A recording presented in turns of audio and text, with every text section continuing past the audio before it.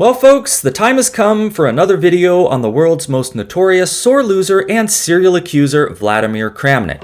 Now I wasn't going to do another one quite so soon, but I came across this incredible game that I just gotta show you. Really had no choice in the matter, because it features a move that is so unbelievable that if it were played against Vladimir Kramnik today, well, I think we all have a pretty good idea of what might happen. Now in recent times, Kramnik has made it pretty clear what he thinks is going on whenever his opponents play moves that he doesn't think should be humanly possible, and there's plenty of clips of him online saying things like, "That move would never occur to me, everything is now very clear," as he blocks and reports his opponent for cheating. And I'm not going to say that none of his opponents have ever cheated, but over the years it does seem that Kramnik has forgotten something very important, which is that every now and then a human player will somehow find and execute a move that no carbon-based mortal has any business playing. A move that is not only beyond Kramnik's ability to fathom, but even beyond the capability of chess computers. And that's exactly what you're about to see in the game we're looking at today. If there ever was a move that should have made Kramnik suspicious, it's Peter Leko's Immortal move number 25 played in round 8 of their 2004 World Championship match. A move so deep that supposedly even the strongest chess engines of that time couldn't find it, or had trouble finding it. At least that's what's been said. I haven't been able to verify that myself since I only have access to modern day engines, and we will talk about how long it takes them to find the move, but when it comes to the plausibility of this move being played by a human, I know what you're probably saying. How's a person supposed to cheat by using a computer to find a move that a computer can't find? Well, that is a logical question, but I would encourage you not to overthink it because we are talking about Vladimir Kramnik, who's not necessarily considered to be the chess world's brightest beacon of unbiased logical reasoning, at least when he's facing chess moves that he doesn't think should be humanly possible.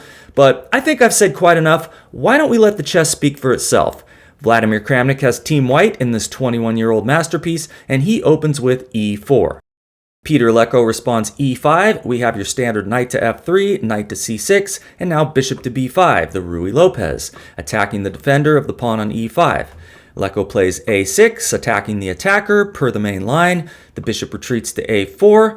Bishop takes knight, followed by knight takes e5, would of course not win a pawn here, since black would then have queen to d4, attacking both knight and pawn. Next is knight to f6, Kramnik castles.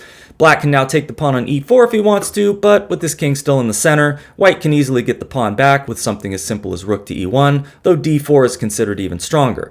What's played is the main book move, bishop to e7, we have rook to e1 supporting the center, b5, kicking the cycloptic sniper back to b3, Leko castles, and now we have a move that you'll never catch me playing in this position, despite the fact that it's pretty much the top book move, and that is c3. Why do I never play this? Well, because it gives black the chance to play Leko's next move, d5, the Marshall Gambit, which I personally hate. And I would go into exactly why, but I find it too traumatizing to even talk about. In a few moves, I will show you why playing h3 instead of c3 is a good way for white to discourage this gambit, but in this position, d5 is a very old and well-respected pawn sacrifice, which Kramnik does now accept with e takes d5, knight takes d5, and knight takes pawn on e5. The point being that after knight takes e5, rook takes e5 and c6, defending the twice attacked knight, black's now got himself a ready-made attack on white's rather sparsely populated kingside, with moves like bishop to d6 with tempo on the rook, followed by queen to h4, converging on h2, and with correct play, this should prove troublesome enough to provide full compensation for the sacrificed pawn. Now if white had played h3 instead of c3, then he'd be a little further ahead of the game. Queen to h4 would not be coming with the threat to take on h2, and he could complete his queenside development a little more quickly with knight to c3, challenging the knight on d5. So that would be a less favorable line for black. But here we have d4 activating the bishop, here comes bishop to d6 hitting the rook, it scurries back to e1. How something made of stone and mortar is able to scurry, I couldn't really tell you, I just know what I saw. The queen comes into h4, threatening to take on h2.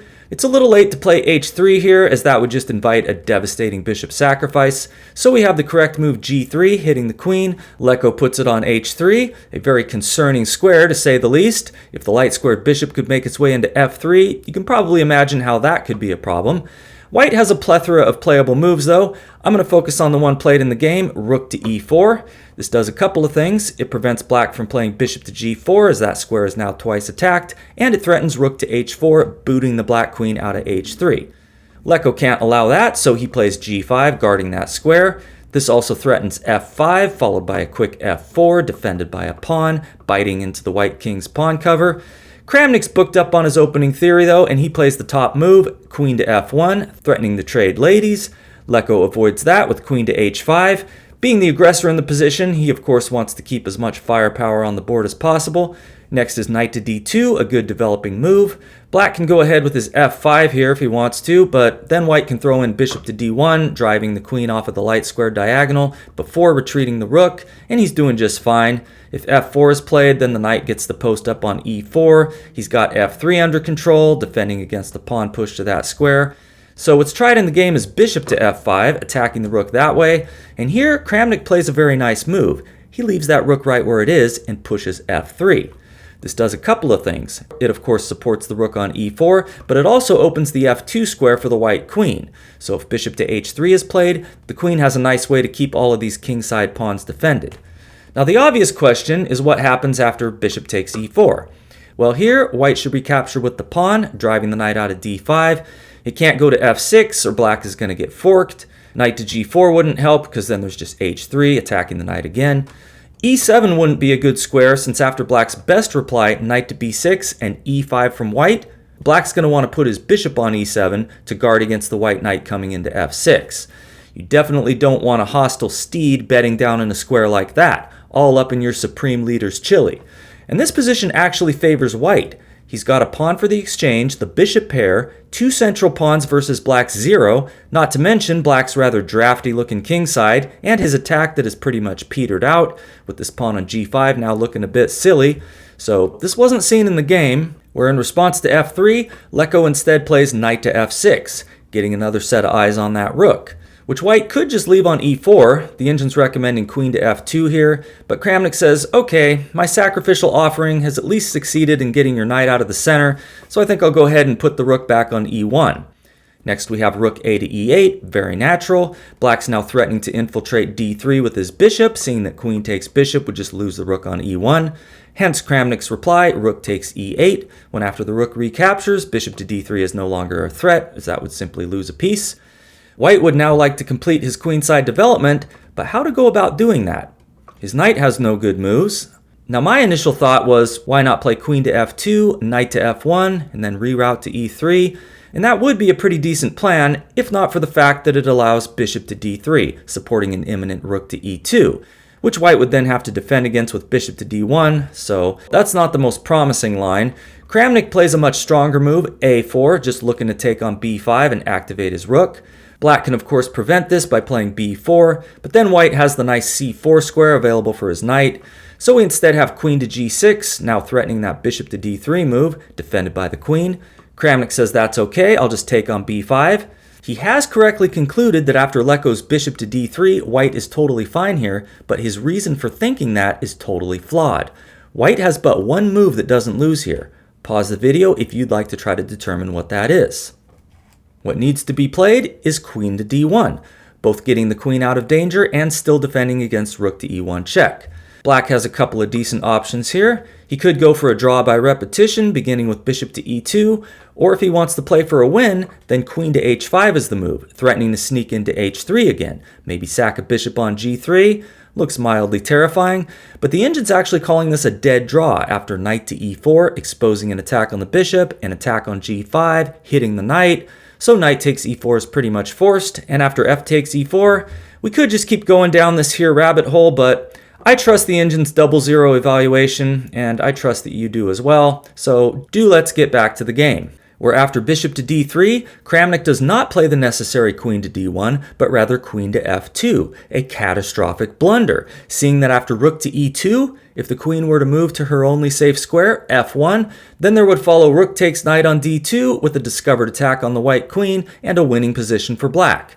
So what gives? Did Kramnik simply miss this? No.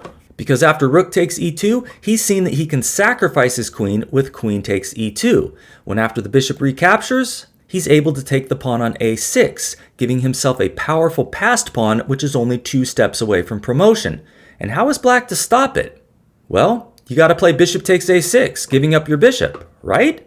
Well, I think that's very likely what Kramnik assumed. When after rook takes a6, black would still be the preferred side, but with a bishop, a rook, and 2 pawns for the queen, white has excellent practical chances, maybe even winning chances. But this did not happen in the game, where after the pawn capture on a6, Peter Lecko uncorks a move of such beauty, such depth, and such power that it has rightly been regarded as one of the greatest ever played. Give the video a good long pause if you'd like to try to guess what it is. And I normally don't use the word guess, since if you are able to work everything out, then it really wasn't a guess. But here, unless you're a very rare specimen indeed, there's just no way you're going to see everything. Because this move is ridiculous. Are you ready for it? The bona fide chess miracle, now performed by Peter Lecko, begins with queen to d3. Now, the 2 chess programs that I use were able to find this move pretty quickly. Stockfish 17 found it more or less instantly at a search depth of around 15. It took Dragon a bit longer, maybe 4 or 5 seconds, since it had to get up to a search depth of about 20 before it decided that queen to d3 was any better than bishop takes a6. So this move isn't too much of a problem for today's engines. Of course, the engines of 20 years ago were much weaker than what we have today, so I have no problem believing that this was something that they couldn't find back in 2004. But anyway, what's going on here? What does this even threaten? Well, if Kramnik were to just push his pawn to a7, which he does not, then black would have a forced mate in 13 moves, which goes as follows. Queen to e3 check. King to g2 is best, keeping f3 twice defended, although it only delays the inevitable since now comes bishop takes f3 check anyway, and after the knight recaptures, queen to e2 check, forcing the king to abandon defense of the knight. But black doesn't capture it just yet. That would actually lose. The winning move is knight to g4, threatening mate in 3 moves, beginning with queen to f2 check. White can go ahead and promote his pawn with check, but after king to g7, if white were to play something like queen takes c6, there would follow queen to f2 check, king to h1, queen to f1 check, knight to g1 is the only move, and now comes knight to f2 checkmate. So white needs to do something about that, and unfortunately the only thing he can do is start sacrificing pieces, with bishop to e3 guarding f2, when after queen takes e3 check and king to g2, at least his rook is now watching over the first rank, but now it's mate in 7 with queen to e2 check. If the king goes to g1 or h1, then after queen takes knight on f3, white will have no way to avoid a checkmating on h2 in just a few moves by the queen with the help of the knight on g4. White can prolong his misery a bit with king to h3, but here the move is knight to e3, threatening queen to g2 checkmate. Rook to g1 is the only reasonable defense, but now comes queen takes f3, threatening checkmate from g4 or h5. White can sack his queen, and after king takes g8, he can play bishop to d1, watching over the light squares, but now comes g4 check, king to h4, and after queen to f5, white has no way to prevent bishop to e7 checkmate on the very next move. Okay, I told you this was nuts. Let's take a look at what was tried in the game, where after queen to d3, we do not have the pushing of the pawn to a7, but rather king to f2, preventing that queen to e3 move. However, this does not prevent bishop takes f3, now played by Lecko, when after the recapture, the knight comes into e4 with check. If king to g1 here, then after the knight on f3 falls, the white king will be driven to h1, as in the previous line we looked at, where black delivers mate with knight to f2. If you try king to g2 here, then after queen to h2 check, you can run to h3, but after queen takes f3, what are you doing about knight to f2 checkmate? Well, you really got to sack your bishop with something like bishop to e3. But now we have mate in 3 with bishop takes g3, bishop takes f7 check, king takes f7. If pawn takes bishop, then queen takes g3 is of course mate. And if anything else is played, let's say rook to f1, then we have bishop to f2, discovered check, and mate. Okay, let's get back to the game, where in response to knight to e4 check, Kramnik plays king to e1. And what do you think the best move is here? How about knight takes c3, threatening mate in 1 with queen to e2? If the king flees to the east, well, then the knight goes back to e4 with check. If king to g1 or king to g2, then we'll pretty much transpose into the mate forcing lines we already looked at, beginning with either queen takes f3 or queen to e2 check. If king back to e1, then black's bishop gets involved with check, and it's going to be mate in another 3 moves. So what's tried in the game is the obvious recapture on c3, but after queen takes c3 check and king to f2, it's bye-bye rook on a1. The bishop on c1 is now under attack, as is the pawn on a6. Kramnik pushes it to a7. If queen takes bishop, then white's going to get a new queen, so Leko's obviously not going to allow that. If queen takes a7, then the pawn on g5 falls, so we have h6 first, defending said pawn. Kramnik throws in one more move for good measure, h4, hitting the pawn further, but after g4, he's had his fill and decides to resign the game. Seeing that his knight is under attack, there's no saving his pawn on a7, and once it leaves the board, he's only going to have a knight and a bishop for Leko's queen and extra pawn. So what did you think? Would you not concur that that was one of the greatest games humanity has ever witnessed? Give me all your thoughts in the comments, as well as what you think would happen if someone played a move like Leko's queen to d3 against Kramnik today, especially if it happened in online blitz. I personally think there's a good chance he'd have a few things to say, and it probably wouldn't be pretty, but you know what would be even less pretty? If Phil Hellmuth took up chess. Now that would be amazing. And if you have no idea why, just go watch some clips of Phil Hellmuth on YouTube. I would tell you to search for Phil Hellmuth's most epic meltdowns or something like that, but I don't even think I have to, because that's probably all that's going to come up anyway if you just type in his name. But that's it for now. Thank you so much for watching. Please consider a subscription to the channel if you enjoyed the content. Hit the like button if you liked the video. Leave a comment. Those things always help the channel grow. And I will see you next time.